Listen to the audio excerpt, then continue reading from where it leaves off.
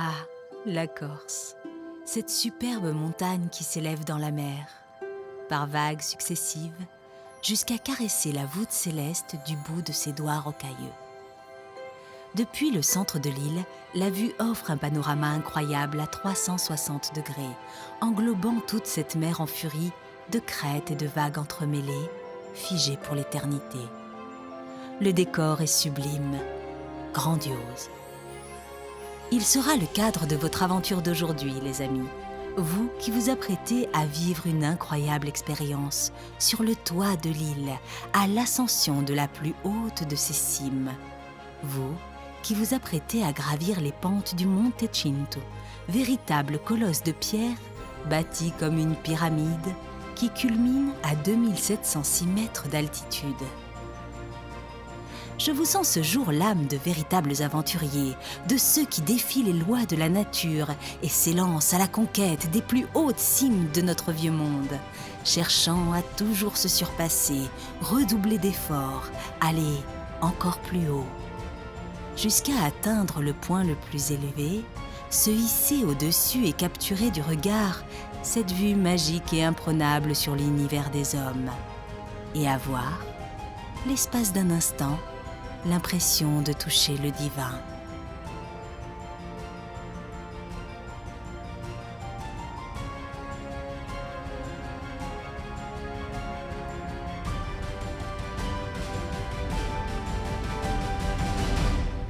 Le Cinto, le toit du monde! Regarde-moi. Oh, toi et tes photos. Regarde plutôt le paysage. C'est joli.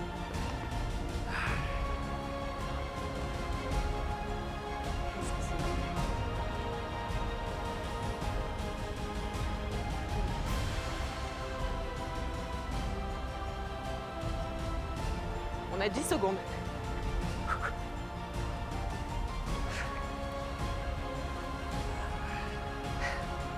Un, 2, 3, cheese! Tac!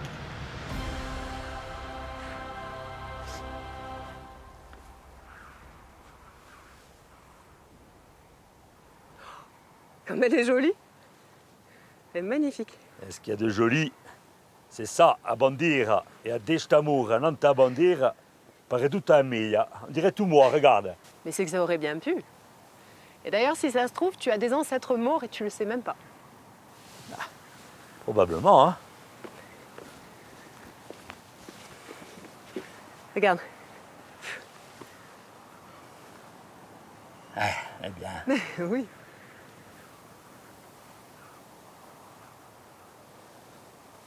Si on pense aux origines de la tête de Maure, on pourrait se poser quelques questions. Alors, je ne sais pas si c'est la véritable histoire, mais on m'a raconté que le symbole de la tête de Maure remontait au temps des invasions mauresques sur l'île, vers le 8e, 9e siècle. Au temps du coq-colone, en fait. Ouais. Et alors, en ces temps-là, comme tu le sais, il y avait beaucoup de razzias sur les rivages. Et un jour, une belle jeune femme a été capturée et offerte au chef des pirates. Et le jeune fiancé qui était resté à terre était fou de douleur. Alors, il a réuni autour de lui une troupe de volontaires et ils sont tous partis à l'assaut du campement Maure. Et là, bon, tu imagines bien que le combat a été sanglant, mais avec courage, ils ont vaincu. Ils ont libéré la jeune femme et ils ont capturé le chef des pirates. Et alors là, d'un coup d'un seul, le jeune fiancé a tranché la tête du barbare, l'a piqué sur une lance qu'il a brandie bien haut dans le ciel pour que tous puissent voir ce qu'il adviendrait désormais à quiconque oserait s'attaquer à une jeune femme du pays. Ouais. À partir de cet instant, je pense que les Maures, là, ils ont dû même avoir peur. Hein. Oui. Et en plus que les Corses étaient du coup tellement fiers de leur victoire sur l'ennemi qu'ils ont adopté le symbole de la tête de Maure avec le bandeau sur les yeux. Ouais, c'est une très belle légende, mais bon, je pense que la bandiera, elle vient plutôt d'un célèbre personnage. Et oui, c'est Vicente Ludistri, qui est l'initiateur à l'origine, puisque tu sais qu'à l'époque, on est au XVe siècle, il y a les Génois qui sont implantés sur toute la Corse, et Vicente, lui, se dresse contre les Génois, en fait, il veut les bouter hors de l'île. Et pour cela, il va se rallier au roi d'Aragon. Ah ben, le roi d'Aragon, c'était une énorme puissance à l'époque. Il possédait toutes les terres autour de Séville, de Barcelone, il possédait tout l'archipel des Baléares, la Sardaigne, et donc la Corse rentrait tout simplement dans une logique d'extension. Et oui, lui, Vicente va demander le soutien au roi d'Aragon. Alors parce qu'il a une petite armée, donc le roi d'Aragon va lui donner des armes et des galères. Il va attaquer les positions génoises, à savoir les villes principales, comme Calvi, Bastia. Bon, seul Bonifacio ne va pas être prise, mais toute la Corse va se rallier à Vicentello d'Istria. Et à partir de cet instant, Vicentello va gouverner la Corse. Il va être nommé dans un premier temps comte de Corse, ensuite vice-roi de Corse. Et là vont rentrer les bannières de l'Aragon. Et dans la bannière de l'Aragon, on a un blason avec 4 têtes de Maure, avec la croix de Saint-Georges au milieu, sur fond blanc. Et ça, en fait, aujourd'hui, tu le retrouves dans le drapeau de Sardaigne, qui représente les 4 régions. Mais à l'origine, ce sont 4 victoires importantes des Aragonais sur les Maures. Et les 4 chefs Maures ont eu la tête tranchée, ce qui les dispose sur le drapeau aragonais. Donc le drapeau aragonais arrive en Corse avec Vicentello. Et ensuite, le roi d'Aragon va offrir à Vicentello une tête de Maure pour mettre dans son blason et ses armes. Alors il est dit qu'à l'époque, le Maure avait le bandeau sur les yeux en signe de soumission, mais que c'est Pascal Paoli, quand il a repris à son compte ce vieux symbole, qui a relevé le bandeau, l'a mis sur le front en signe de liberté retrouvée. Et oui, puisque Pascal Paoli cherche un drapeau pour la nation corse, ils vont reprendre le drapeau de Vicentello, et là, bien sûr, ils vont lui enlever quelques attributs. Et Pascal Paoli dit une célèbre parole, il dit que les Corses ont besoin de voir, et que en fait, la liberté doit marcher au flambeau de la philosophie. En tous les cas, attribut ou pas, c'est bien sous Pascal Paoli que ce beau symbole est devenu le symbole de la nation corse.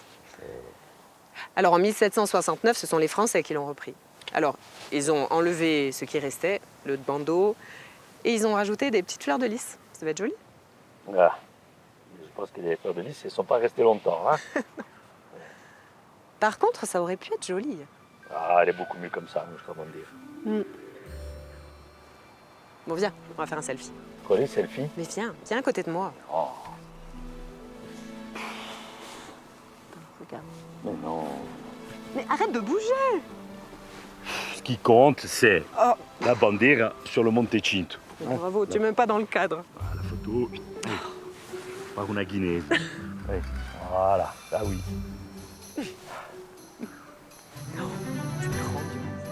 Tu as bien raison, Paul. Le plus important est de placer la bandera au sommet du Cinto, comme le symbole fort d'une nation retrouvée, maître de sa terre et de son destin. Elle y rejoint l'autre symbole fort de la nation corse, la croix du Christ, protecteur devant l'éternité des habitants de cette terre. Ah, les amis, il se dégage de ces massifs arides et inhospitaliers une grandeur inouïe. Avez-vous cependant remarqué ces reflets or sur les parois?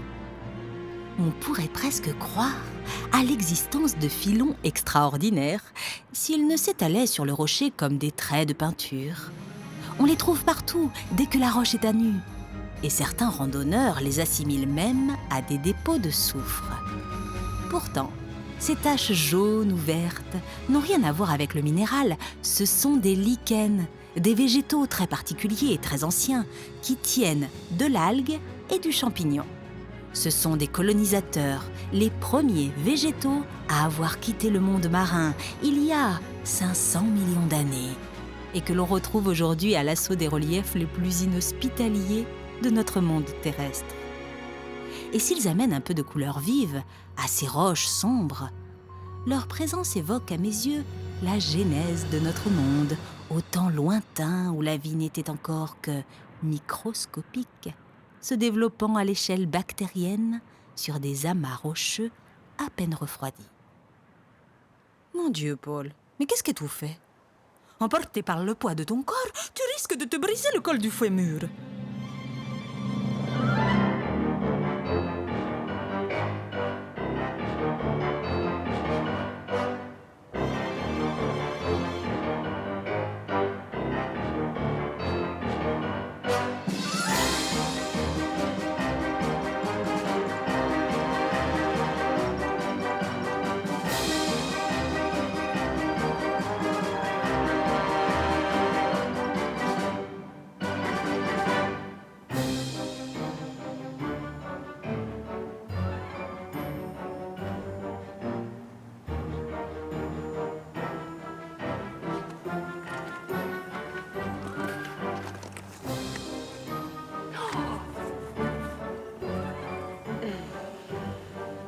était sûr.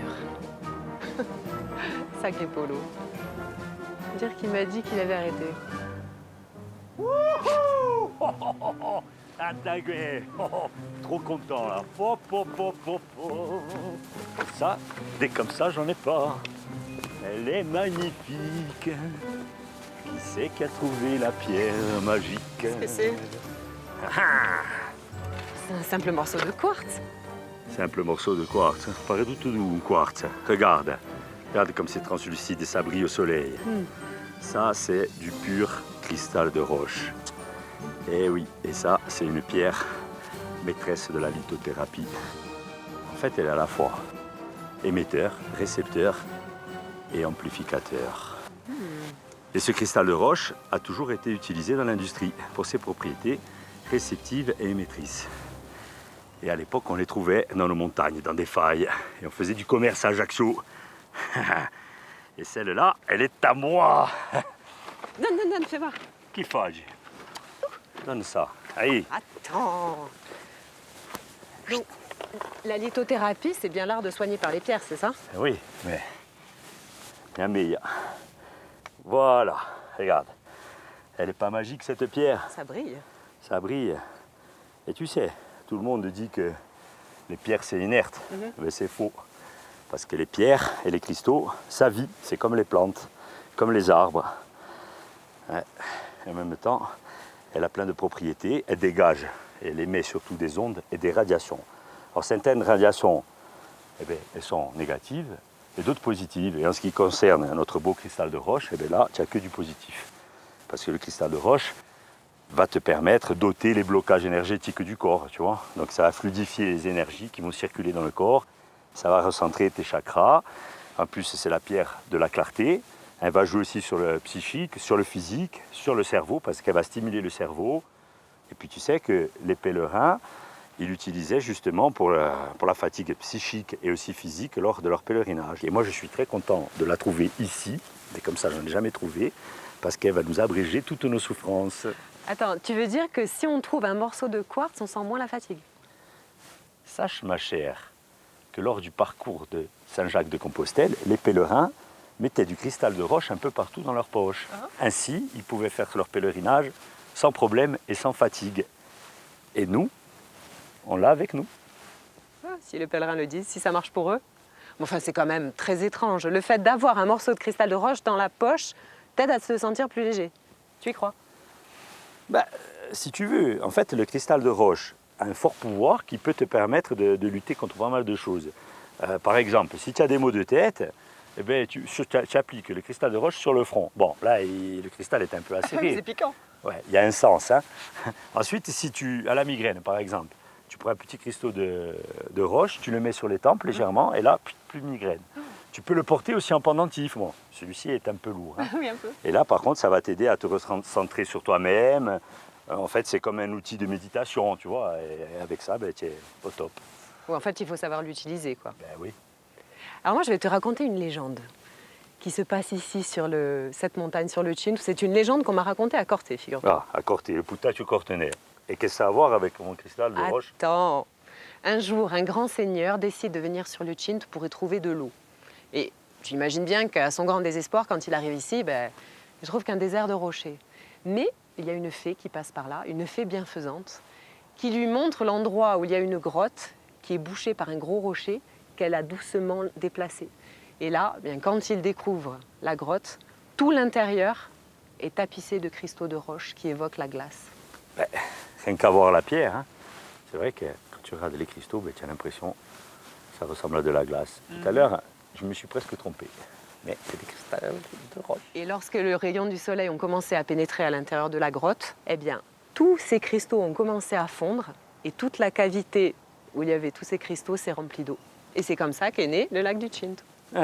Magnifique ton histoire. Hein. Et ouais, ça prouve bien que le cristal de roche a un excellent pouvoir. C'est une très jolie pierre, n'empêche. Mais tu vois, moi ça me donne faim. Ah tiens, parlons-en de ça justement.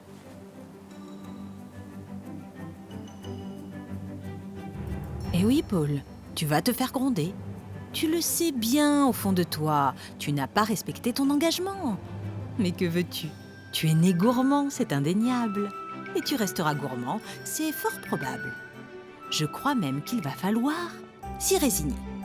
Mais comprends, Karine, tu lui avais fait la promesse d'arrêter la charcuterie. Quelle idée d'ailleurs, hein, Paul? Pourquoi vouloir promettre ce que tu es incapable de tenir? Car tu le sais bien, toi, que la cochonaille est comme un remède à tous les maux. Bien plus encore que ce morceau de quartz que tu exhibes dans ta main.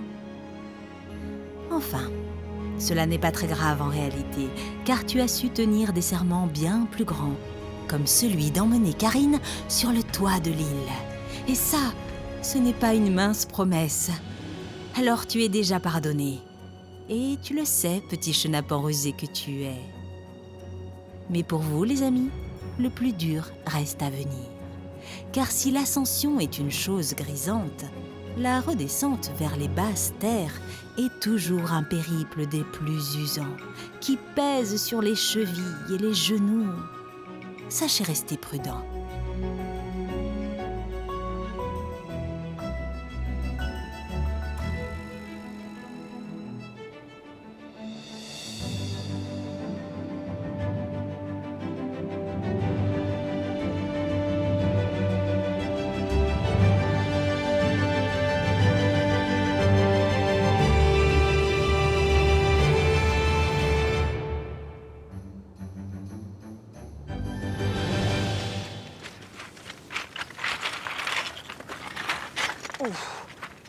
C'est un enfer, ces pierriers. Tu sais, je pense que c'était même plus facile la montée que la descente. Ouais, c'est ça, ouais. Les descentes dans les Perriers, c'est le tourment des randonneurs. Tu commences par la petite entorse de la cheville, après arrachement osseux, tibia péroné, voire luxation de la rotule du genou, Ah ouais. et tu te fais les ligaments et compagnie. Ouais, ben, vu l'endroit, ce serait un peu bête. Hein. Oui, surtout qu'on est monté jusqu'au Cinto, 2700 mètres d'altitude, et ça serait dommage de se faire une malléole ici, quoi. Dire que ce sont les Anglais qui sont montés ici en premier. Ça, c'est toi qui le dis, les Anglais. Hein. Les premiers, ce sont les pastors et Dugnol qui montaient sur le Cinto chercher leurs chèvres. Peut-être que sur certains sommets, comme Punta Ross, le pic Longtube ou encore le Payahor, voilà, peut-être que les Anglais, ils ont été les premiers. Mais... Oui, mais les Anglais ont été les premiers à cartographier les lieux et indiquer des itinéraires. Et d'ailleurs, je te rappelle qu'il y a même une voie qui porte le nom d'un Anglais, Francis Fox Tuckett. Oh.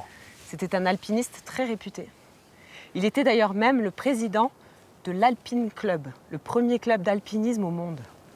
Malédie, puis-je savoir à quelle date a été créé ce club d'alpinistes?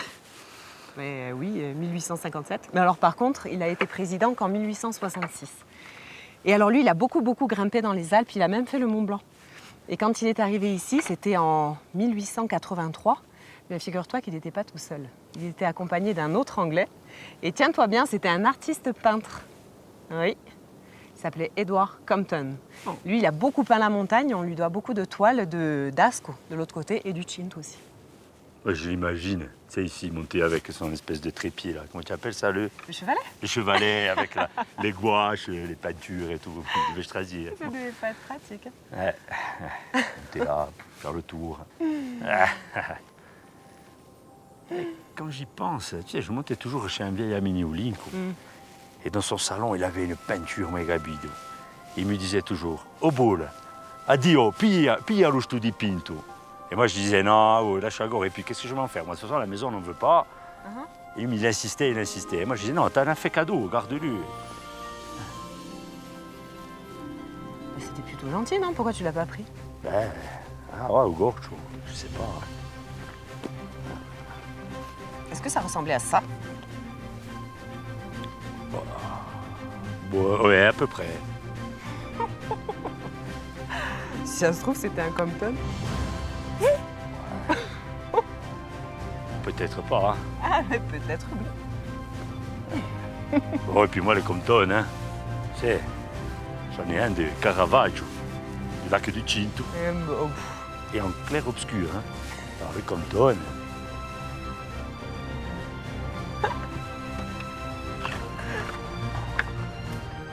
Ce décor de roches concassées se découpant sur un fond brumeux, cette ambiance quasi lunaire où la vie semble exclue, aurait sans aucun doute pu inspirer les peintres de la fin du XIXe siècle ou du début du XXe, à une époque où la peinture de paysage connaissait son apogée.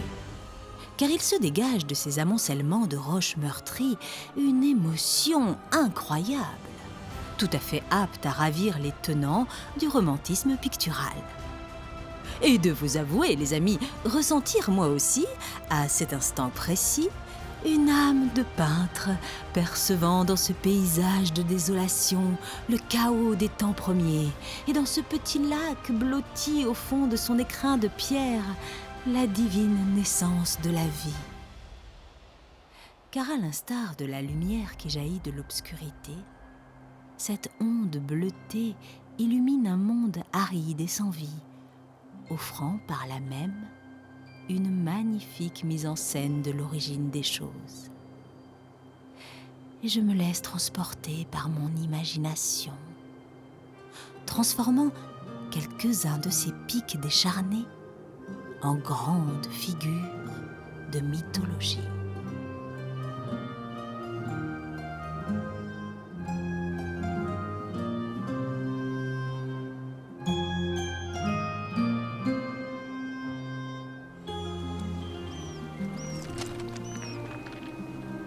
C'est vraiment magnifique ici. Ah ouais? C'est tellement aride. Je ne pense pas que les bergers montaient jusque-là avec les troupeaux à l'époque. Et en même temps, le lac est une source et l'eau, c'est la vie. Mais tu as peut-être raison, hein. Les bergers devaient se trouver en contrebas du lac du Cinto, là où ils trouvaient de l'eau pour abreuver leurs troupeaux et aussi où l'herbe était bien grasse et il y avait de la végétation. Parce qu'ici, il n'y a que des graviers et des cailloux. On est dans un lieu du domaine de l'alpinisme. Hein. Et ce lac est toujours en eau? Mais ce lac, oui, en fait, il est alimenté par une source et cette source alimente le ruisseau de l'Erque qui va dévaler la vallée pour ensuite rejoindre la rivière du Golo. Donc c'est pas un vrai lac glaciaire alors? Et on peut dire que le lac du Cinto est un lac glaciaire comme parmi la majorité des lacs de montagne en Corse. En fait, quand tu regardes le paysage, qu'est-ce que tu vois? Tu tournes autour, là, tu as des falaises abruptes et un cirque magnifique et énorme. Et là, tu imagines, il y a des milliers d'années, tu avais un glacier extraordinaire et puissant. C'est-à-dire que le poids de la glace a formé une sorte de barrière, tu vois. Là, tu as un énorme verrou et on appelle ce lac un lac derrière verrou. Bien sûr, la glaciation, elle a disparu, mais aujourd'hui, il reste cette cuvette. Et cette cuvette, elle est formée par ce verrou et en même temps, elle empêche l'eau de dévaler les pentes. C'est une moraine en quelque sorte. Un tas de rochers que le glacier a repoussé en limite d'extension. Oui, en quelque sorte. En même temps, ici, il y a toujours de l'eau. Bon, l'hiver, bien sûr, il neige. Le lac est automatiquement gelé. En même temps, tu as la source. On peut dire que le lac du Cinto est un lac permanent. Mais en tous les cas, en Corse, on a relativement de la chance. Parce que de l'eau, il y en a partout. Ouais. Pas comme dans certains pays. Et je pense qu'ici, on aurait pu retrouver un temple sur les berges de ce lac si ça avait été ailleurs. Ça pourrait être une bonne idée. En tous les cas, moi, à chaque fois que j'arrive près d'un lac, tu sais quoi, je fais toujours la même chose. Je ne peux pas m'empêcher. Quoi? Je vais me baigner. Oh, Paul, enfin, mais tu vas pas te baigner maintenant à cette heure-ci?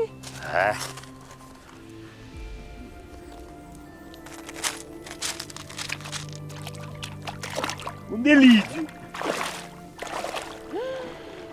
Non, Paul, c'est vraiment pas possible. Quoique... Elle est fraîche, hein. Oh. Mais bon.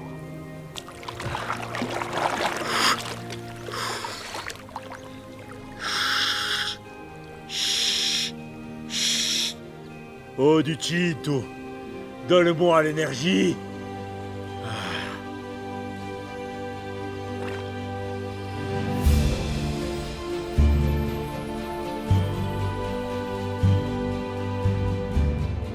Je te vois tout aussi inspiré, Paul. Littéralement pénétré par l'essence divine qui émane de ce lieu magique.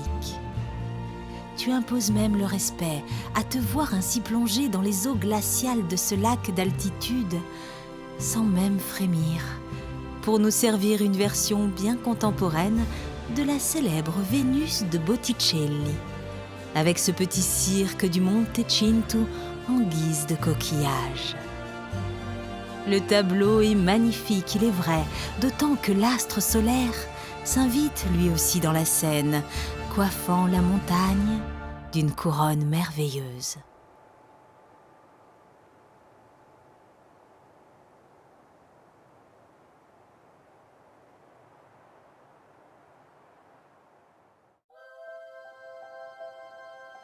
Les massifs montagneux de la Corse sont nés il y a bien longtemps, durant l'ère primaire, à une époque où l'activité volcanique était intense et la tectonique des plaques très active.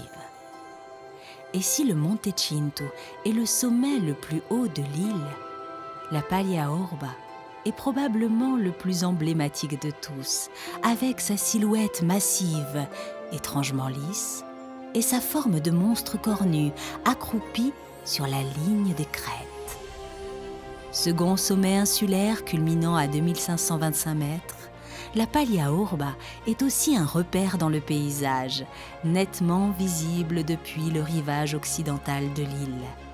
Car contrairement au Monte Cinto, qui se trouve inséré dans une longue suite de pics, cette montagne est isolée, dominant seule toute la partie ouest de l'île. De ce fait, la Paglia Orba fascine les insulaires depuis toujours et de nombreuses légendes y sont attachées. Après avoir gravi les pentes du Monte Cinto, vous ne pouviez, mes amis, faire l'impasse sur la conquête de cette immense muraille, d'autant qu'elle offre une vue remarquable, sur le rivage bien sûr, mais aussi et surtout le cœur de la Corse, avec en point de mire le lac de Calaguccia et la vallée du Niol.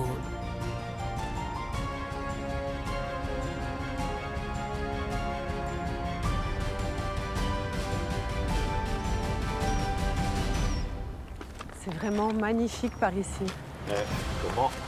C'est très impressionnant surtout. Et oui, et là on vient de quitter le massif du Cinto, la vallée du Viro, pour rebasculer du côté de la vallée du Golo qui va s'étendre dans toute cette vallée à perte de vue. Et en même temps, on se trouve au pied du Paglia Orba, une des plus belles montagnes de Corse. Ça fait comme une barrière infranchissable. On dirait une sorte de muraille qui traverse la Corse en deux. Et puis toutes ces montagnes, ça fait comme des créneaux d'un château fort, je trouve. Et oui, ces créneaux, ils démarrent du nord au sud, partageant l'est de l'ouest. Ils démarrent à Capo di Agrugeto, Capo di Dietto, Capo di Volone Rosso et Capo Rucino, et bien d'autres encore. Et moi, je me suis toujours posé la question, qui a eu l'idée de nommer ces magnifiques montagnes? Ça doit être les bergers, ça, il y a très très longtemps. Oui, probablement que depuis des temps immémoriaux, les bergers ont nommé ces belles montagnes. Et ces cols aussi. Bocca Minuda, Bocca di Serrabiane, les Bocca Foggiale qui se trouvent juste en dessous. C'est vrai que c'est joli. Mais il y a aussi des sommets qui portent le nom de célèbres alpinistes. Regarde, comme le puy Van Cube qu'on connaît. Ouais. Et j'ai aussi lu quelque chose au sujet de la pointe Legione. Bon, alors par contre, je ne sais pas laquelle c'est celle-là. Alors la Punta Legione se trouve un petit peu plus au nord. Alors Legione, c'était un alpiniste français qui était venu en Corse au XXe siècle. Alors il avait parcouru les montagnes corses et surtout le massif du Cinto aux alentours de 1911. Et ça, c'était une dizaine d'années après la venue de l'Allemand Félix Van Cube. Et Van Cube, lui, il avait gravi la Punta Ross, qui a été débaptisée et qui s'appelle aujourd'hui le pic Van Cube. Alors il y a aussi des montagnes, comme par exemple une qui se trouve à l'ouest de la Punta Legione, qui s'appelle les aiguilles Paris-Chamonix. Paris-Chamonix? C'est étrange ça comme nom pour l'endroit. C'est pas si étrange que ça. En même temps, ça montre bien qu'en Corse, il y a eu la présence de guides chamoniards qui sont venus parcourir les montagnes corses. Et il y a aussi des noms liés à la morphologie, comme ici on est à l'épaule de Foggia, la Spalla di Foggiale. Tu vois, la Vogge, c'est le passage, le couloir. Tu as aussi le Caputafuna de la montagne percée. Et après, tu as des noms qui sont assez curieux et étranges, comme Bocca dei Mori, tu vois, ou alors la Combe des Chèvres, ou encore mieux, ou Basso di Bastore. Le pas du berger.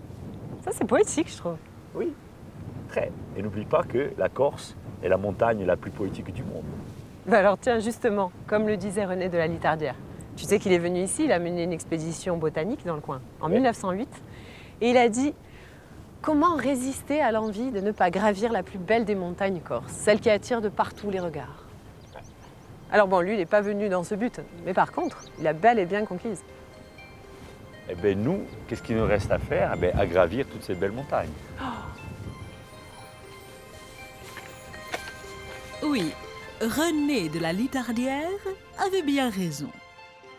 La Paglia Orba est de loin la plus belle des montagnes insulaires, la plus remarquable, la plus étrange, la plus féerique. Sa forme, je l'ai dit, excite l'imaginaire, car elle est massive dans un environnement où les pics et les crêtes tailladées dominent. Mais il y a aussi cette belle couleur pourpre, tout à fait spectaculaire, qui renforce l'impression d'étrangeté, détachant cette barrière massive du relief, comme si elle s'était posée là, sur le faîte de la montagne.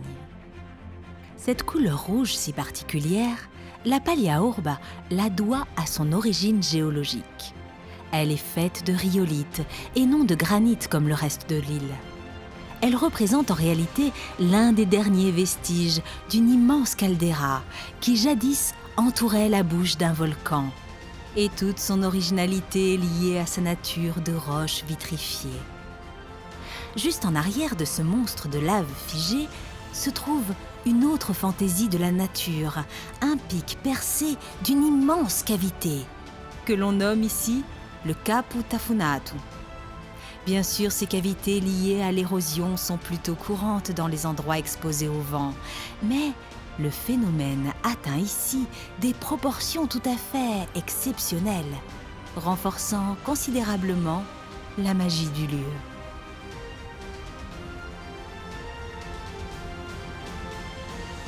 Ah. J'aime les endroits mystiques comme ces lieux. Un endroit comme celui-ci, dénudé de tout, eh bien, on peut dire que par nature, c'est le domaine des démons et de Satan. Bah, en tous les cas, si rien ne pousse ici, c'est que forcément l'endroit a été maudit. Eh. Et puis d'ailleurs, tu te souviens de la fameuse légende au sujet de cette montagne trouée, le Capu Tafunad? Eh oui, mais je préfère que tu me la racontes toi. Non, mais bien sûr. Eh oui, si tu sais bien raconter cette histoire. Et en tant que femme, tu pourrais être ma maman. Et là, je me ferais bercer par le son de ta voix et m'endormirais en me racontant la légende. Bon, alors c'est une histoire qui s'est déroulée évidemment il y a très très longtemps. Et en ces temps-là, eh bien, le diable était très agacé par les bergers qui montaient faire paître leurs troupeaux sur ces terres. Alors un jour, il a décidé de construire une énorme charrue pour labourer le plateau, là où les troupeaux montaient en estive. Alors pendant des jours et des jours, on entendait les bruits assourdissants de sa forge qui retentissait dans toutes les vallées voisines. Et quand il a fini son travail, il est descendu et il a commencé à labourer le plateau. Il avait des bœufs qui étaient énormes et monstrueux. Et il a creusé les sillons, mais tellement profonds qu'on aurait pu y planter des arbres. Et là, les bergers, qui étaient furieux, ont décidé de faire appel à Saint-Martin. Excuse-moi de t'interrompre, mais Saint-Martin est souvent présenté comme celui qui a toujours combattu le diable. Et en Corse, il y a beaucoup de légendes où on voit Saint-Martin qui va intervenir contre le malin. Alors, la suite de mon histoire, donc, c'est qu'effectivement, les bergers du Niolou avaient fait appel à Saint-Martin, qui est monté jusqu'à l'endroit dit pour en découdre avec le diable. Et là, eh bien, il s'est planté devant le diable. Il a regardé, il lui a dit mais il paraît que la communauté compte un nouveau paysan alors. Mais tu sais que par ici, on n'aime guère les planteurs.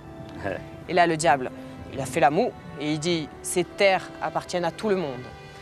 Et Saint-Martin a dit certes, mais regarde un peu dans quel état tu as mis le plateau, c'est une véritable catastrophe. Ramaligno diavolo. Oui, mais alors pas tant que Saint-Martin. Et il lui a dit, et puis en plus, regarde, ça se voit que tu n'y connais rien en matière de labour. Regarde, mais ta charrue est beaucoup trop grosse, et tes bœufs beaucoup trop puissants, beaucoup trop massifs. Et à un moment donné, Saint-Martin s'est penché vers la charrue, il lui a dit, regarde en plus, ton soc, il est tout tordu. Enfin, n'importe quel réel paysan s'en serait rendu compte de lui-même. Et là, le diable s'est penché vers la charrue, il a constaté les dégâts. Il lui a dit, qu'à cela ne tienne, j'ai tout ce qu'il faut dans ma forge pour aller réparer ça. Alors il est parti avec sa pièce métallique sous le bras. Saint-Martin derrière qui continuait à le charrier, à se moquer. Et là, la moutarde commençait, tu imagines, à lui monter au nez. Alors le diable commençait à très énervé, à souffler fort fort sur le feu. Il a fait un énorme brasier. Il a pris le marteau, il a commencé à frapper très très fort sur l'enclume. Et si fort qu'à un moment donné, paf, il s'est tapé sur le pouce, qui s'est retrouvé tout aplati. Fou de douleur, il a pris le marteau. Il a jeté très fort en direction de Saint-Martin qui a juste eu le temps d'esquiver. Et le marteau a continué sa course dans les airs pour aller percuter le sommet de la montagne, qu'il a percé de part en part pour aller tomber de l'autre côté. Et le diable, fou de rage, est parti en pétrifiant ses bœufs, en détruisant sa forge et en maudissant l'endroit. Et ainsi naquit le Caputafunaat. Tu sais, Karine. Quoi? Le marteau du diable, c'était pas un simple marteau. Tu sais qu'il était en or. Non, c'est ce qu'on dit. Et regarde les traces à côté, là, à droite du Caputafunaat. C'est pas des lichens, c'est des traces d'or. Et il n'y a jamais personne qui s'est intéressé à la recherche de ce marteau. Je pense qu'on devrait se pencher dessus. Donc. Alors, non, attends, regarde, s'il est parti de là-bas, regarde, si tu suis la trajectoire, pof, bah, c'est bien, il est juste de l'autre côté, en contrebas. Ou alors il aurait rebondi au-dessus, il y a les marques, tu vois, jaunes. Il serait reparti dans la direction de l'Est et probablement il serait derrière la pale. Bah, ou alors peut-être qu'il est tombé dans la mer de l'autre côté, du côté de Galéria. Ouais. T'as réfléchi, hein. On va faire une triangulation, peut-être qu'on le trouvera.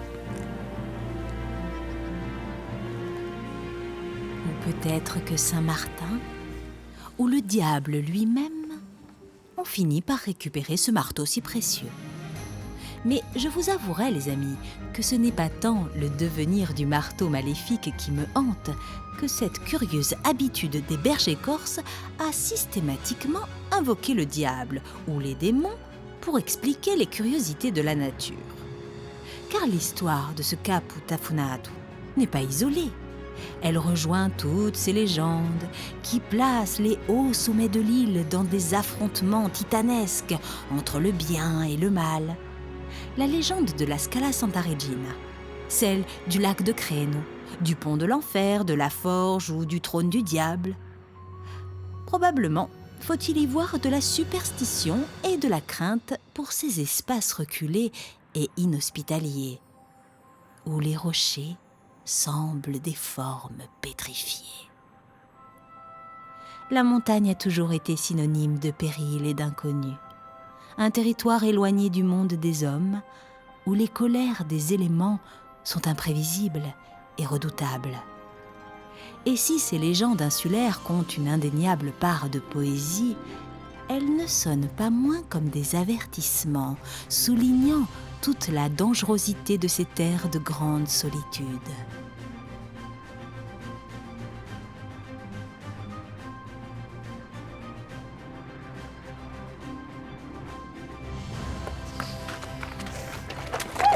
Vai piano.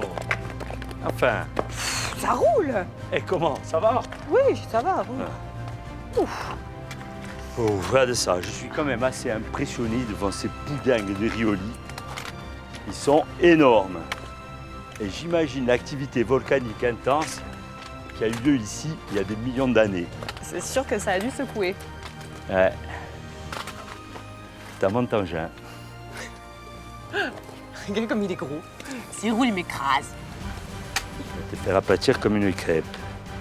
Et tu vois, lorsque je regarde cette rhyolite, j'ai l'impression qu'elle n'est pas si naturelle que ça.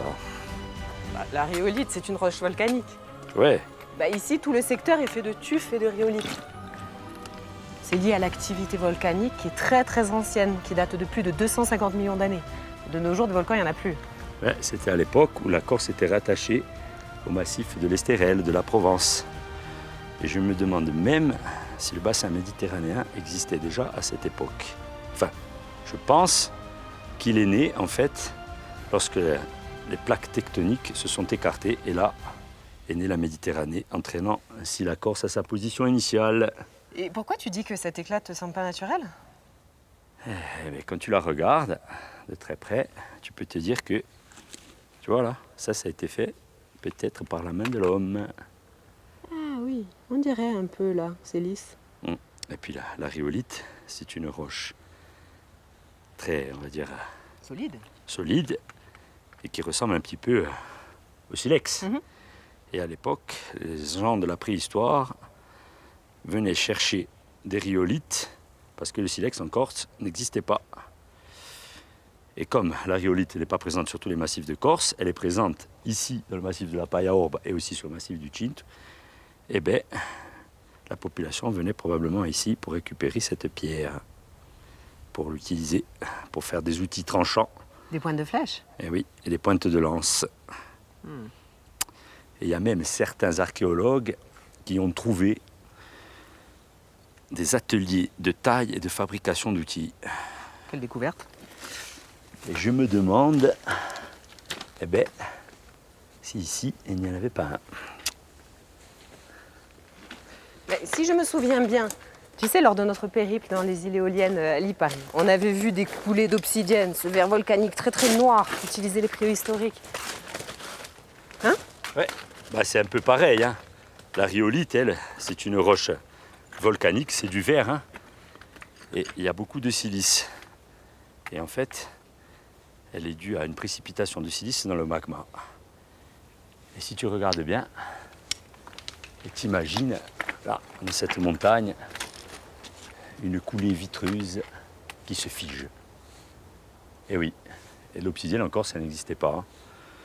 En même temps, l'obsidienne a une durée de vie pas très longue. En réalité, elle va se recristalliser et elle va perdre son aspect vitreux. Alors que la rhyolite, elle va rester intacte.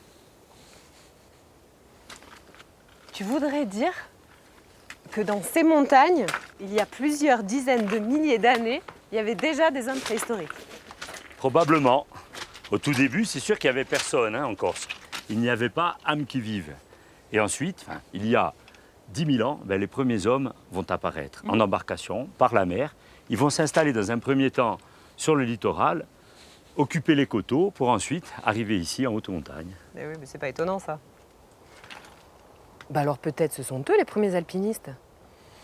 Alpinistes, je ne pense pas. Hein. J'imagine mal les premiers hommes monter ici, gravir les montagnes abruptes telles des mouflons dans ces massifs. Hein. Bah, peut-être qu'ils venaient chercher des filons, de fer ou de cuivre. Oui, ou alors traquer les animaux sauvages. Ou probablement venir dans les estives, comme ici, dans la verte vallée du Golo, avec leur premier troupeau. Peut-être. Tu penses que ça peut dater de la préhistoire, ça? À quoi ça pouvait servir? Eh bien, regarde, il y a un beau tranchant, là. Ça servait, perspella, pour dépecer l'animal. Et ensuite se nourrir de viande, tantôt cuite, tantôt crue.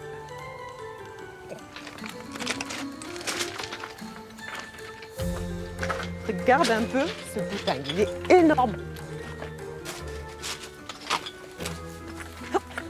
C'est impressionnant.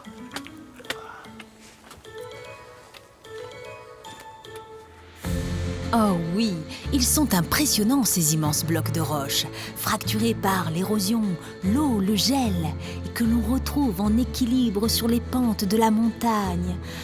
Oui, tout comme sont impressionnantes ces rivières de pierre et d'éclats rougis qui sillonnent entre les cimes et renforcent cette impression de désolation, de paysages calcinés, dévastés par des flammes infernales. Peut-être que les préhistoriques, qui venaient ici chercher leurs précieuses rhyolites, pensaient eux aussi que ce monde était habité par le diable ou les forces démoniaques. Peut-être s'aventurait-il en ces lieux, la peur au ventre, suivant des rites secrets pour éloigner les dangers et se placer sous une protection divine. Peut-être vénérait-il ces montagnes comme des temples célestes, plaçant eux aussi les antiques demeures des créateurs sur les plus hautes de ces cimes. Nul n'en est sûr, mais il est fort probable qu'il regardait ce monde aride fait de pics déchiquetés et d'abîmes vertigineux, avec une certaine appréhension, pour ne pas dire un authentique effroi. En réalité, les amis, il n'y a que quelques peintres romantiques et peut-être Karine aussi, pour se laisser porter par le miroitement du soleil sur les parois pourpres et or de la montagne, oubliant dans leur rêverie la présence de tous ces éboulis interminables, ces roches acérées et ces gouffres abyssaux, où tant d'imprudents ont à jamais disparu.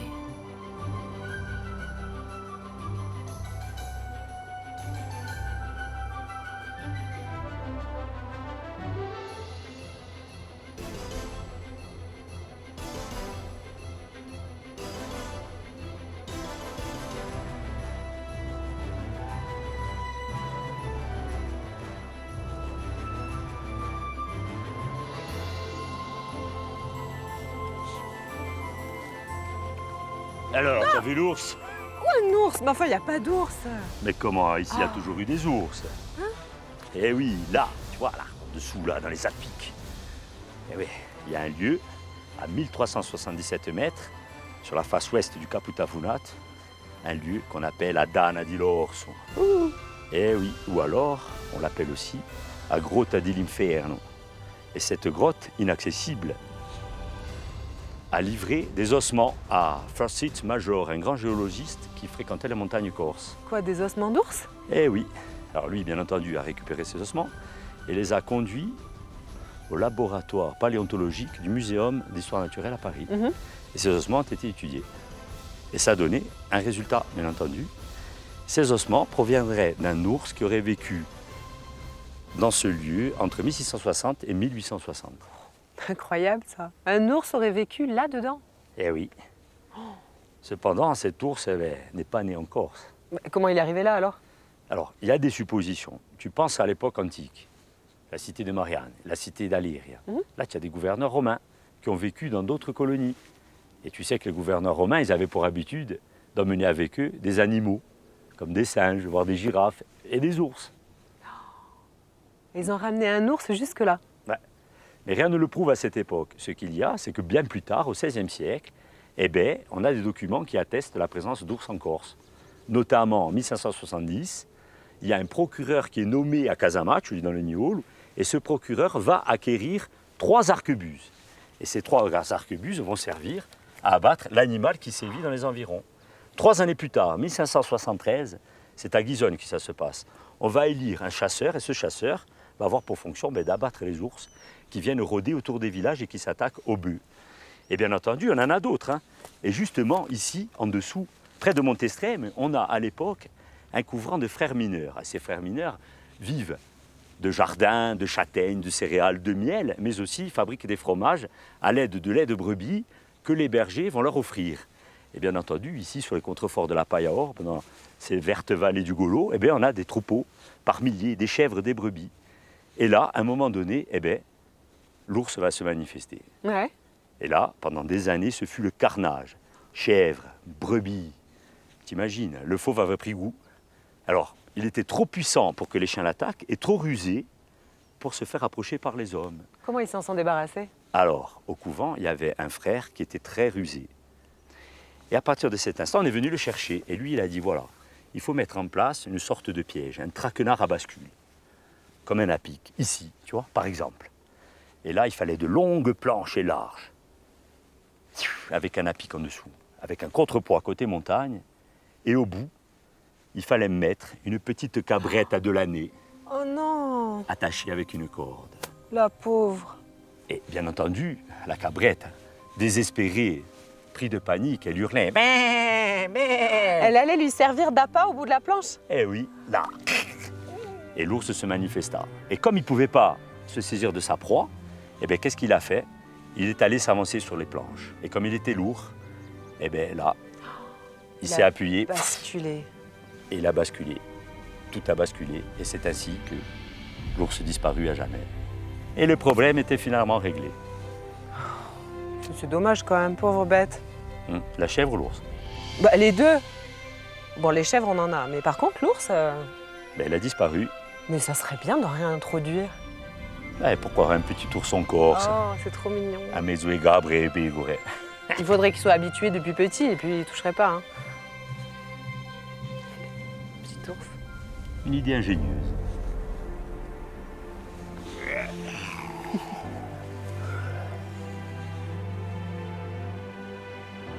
Je ne sais pas s'il y a réellement eu beaucoup d'ours en Corse, si ce n'est sous la forme de prénoms pour les habitants de l'île.